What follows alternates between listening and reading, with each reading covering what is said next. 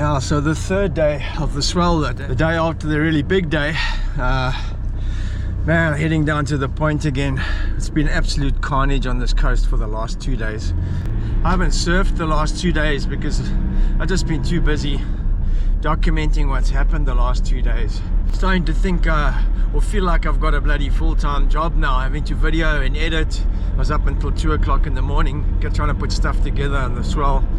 So yeah, it's a toss-up between getting in the water and getting the footage so you can have the material to do a program on it. So yeah, feeling a little bit torn.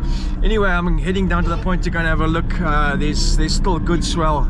Yeah, so there's the buoy the other day on the big swell going past 10 to 11. Starting to taper off now. Really going to be interesting to see what happens on the low tide today with all that sand that was washed down. We may well get some really clean, very barrely surf here if that sand's laid down down the point. Oh, I can see there's still solid 6 foot. Water's looking very brown. But yeah, if it's not too wonky on the swell now and the offshore comes up, we may have some super bank primo waves today. Let's go and have a look. Yeah, so the offshore is starting to come through. Swell's way more south now, straight on, but there's still 6 foot surf. Just waiting for it to clean up a bit and then hopefully go and have a surf at last. Wow.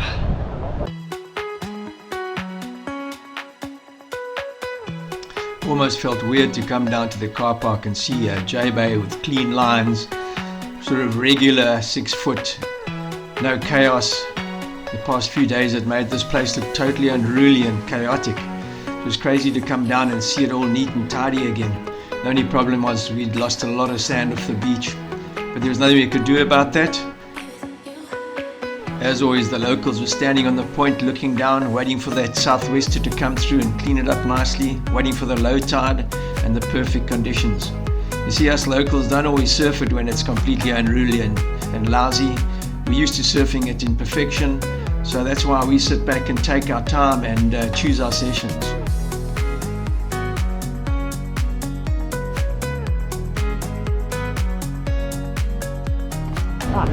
So Andrew's got an interesting story. What they reckon if they found a skull? A skull on the beach yesterday. No, I believe so. I think it was that last guy that misbehaved in the surf. It was a year ago. A year ago, okay. They found his skull in the dunes. They found his skull in the dunes, or washed up out of the dunes. Geez, lucky they can't pin it on me because I was sailing the last 2-3 years, so I don't have anything to do with that. It must be the other O's, yeah.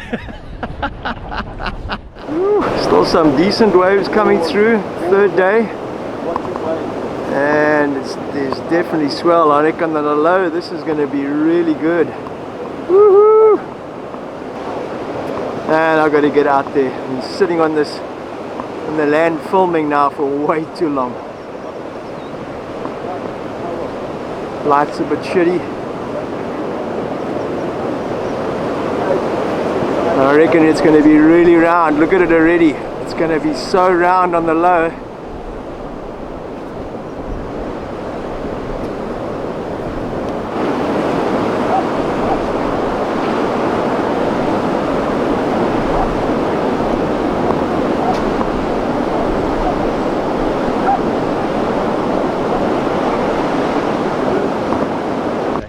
So what did you reckon about the swell this weekend, man? The last 2 days? Oh, that was huge. That was. Yeah, I didn't really believe it was going to get that big. You know, the guys were calling that. The horizon was flat, and then, geez, all of a sudden, Saturday morning, it started. Yeah, that was incredible. That progression through that thing. Such a pity about that wind. Biggest ever, yeah. The wind was just too strong. Yeah, it was just Saturday, crazy. And you couldn't surf in wind that strong, but sheesh.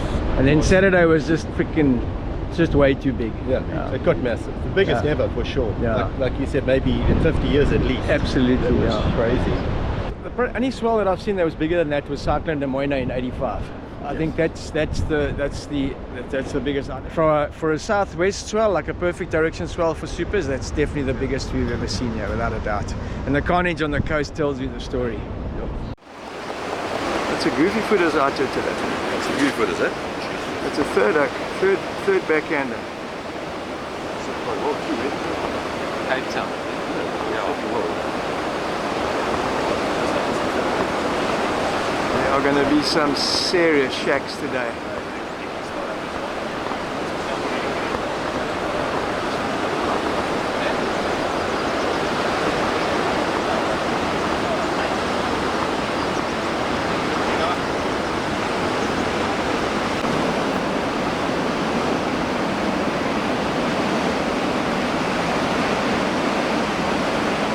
Time to head out there, that's for sure. This is going to get so round. Woo! I called it. It's going to be a barrel day today, that's for sure. Look at these walls standing up on that sand. Seated. It's going to be a special day. Right, I've had enough of this filming bullshit. I'm gonna go and surf now. See you guys later. So for those of you out there who think I just talk shit on the TV, here's one of the Bully. Thanks, Mike.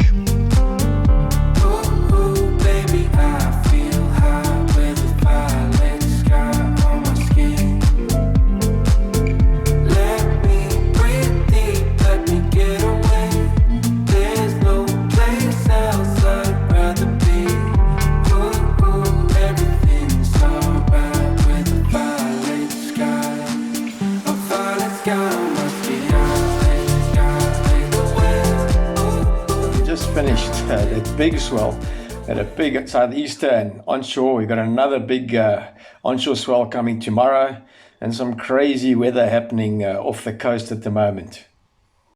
Yeah, so a week after that massive swell, going into the end of September here with big rain. We've got monster gale force southeaster blowing with a cut-off low. And the weather's completely changed and we're going into a summer pattern. With a cut-off low, you can see these big onshore winds, and going into Monday, Tuesday, and just have a look at this rain. We've just had massive rains. There'd been massive floods in the Western Cape, from Cape Town all the way up to our side of the coast. All the rivers were in flood. There'd been a lot of damage in the towns, and a lot of the roads had been cut off. Luckily though, our dams had got up to 100% and were overflowing, and it was the end of the drought of 8 years. Tomorrow you can see this whole area 100% overcast, and then going on to Tuesday we've got these big south swells. You can see it's 10 seconds, but that's very east almost, but we've got northwest, and then going south we've got 4.6 meters at 10 seconds, which is very much a Bruce's swell. This is our traditional swells which make Bruce's work, not like last week which was a southwest swell, which generally doesn't work, but because it was so big it actually produced waves at Bruce's. So yeah, we can hopefully get to film this and show you the difference between the southwest swell and the southerly swells, the onshore swells, which are much shorter period, much more on top of each other, not as regular and not as straight. Yeah, the morning after the storm, had absolutely torrential downpours last night. Very welcome because of the drought we've been experiencing. So we've had all these massive storms. We had that huge swell last weekend. Can't call that huge, it was just monstrous. And then we've had this massive cut-off low come up the coast. We've had gale force onshore winds, southeasters yesterday through the night, big rains. I think our catchment areas have got good rains. Our dams will be heading to the 100% level after this. And we've got a big onshore short period south swell at the moment. Very different from what we get in the southwest swells of last weekend. So I'm going to take you down and go and show you what that looks like. Very different because it comes straight on. It's normally really hollow and peaky and it shifts around a lot. It's actually the swells that Bruce's works the best on, although because it's short period the waves are really on top of each other, so it can be quite intense. Oh, the sun's out. Unfortunately there's quite a strong northwest blowing on it, so it gives it those big ribs. See, they haven't done any repairs to the aftermath. Some absolute crackers going down the point here. Whew. And hollow when they come through. just come down to check what this water temperature is like. These big southeasters, when we get them like we did, I mean, it was gailing yesterday, can turn this water absolutely freezing cold. It's doesn't feel too bad. Nah, it's actually warm, but the southwest hasn't come up yet to turn this water over and blow it back out to sea, because it takes the surface water out and then often turns it over, and you get the cold water after the southwester blows. So it remains to be seen what happens tomorrow. Woo, look at this. Look at that barrel going through at the back. Oh, look at that. Nobody out. Look at that. Woo, look at that, how hollow that is. And another one behind it. Holy shit. Look at that.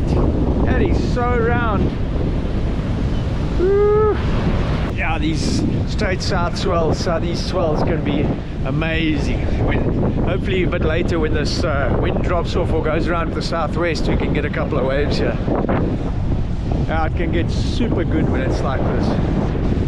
Much shorter rides, but super intense and barreling.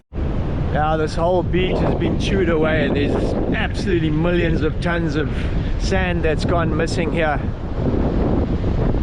See how the bush has actually fallen down. There used to be a slope there all the way to the beach, you know, so that would go to somewhere over there. That whole section's just been chewed out completely. Yeah, it wasn't long before Warren Dean, our barrel master, paddled out with one or two other guys. Okay, it's not easy. You got to be so in the right place. It's going to be very hard to back tell one, the very back one. Which is the right back one, very back one. The back one.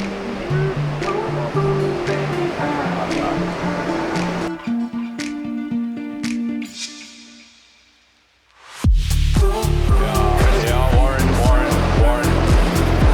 There it is.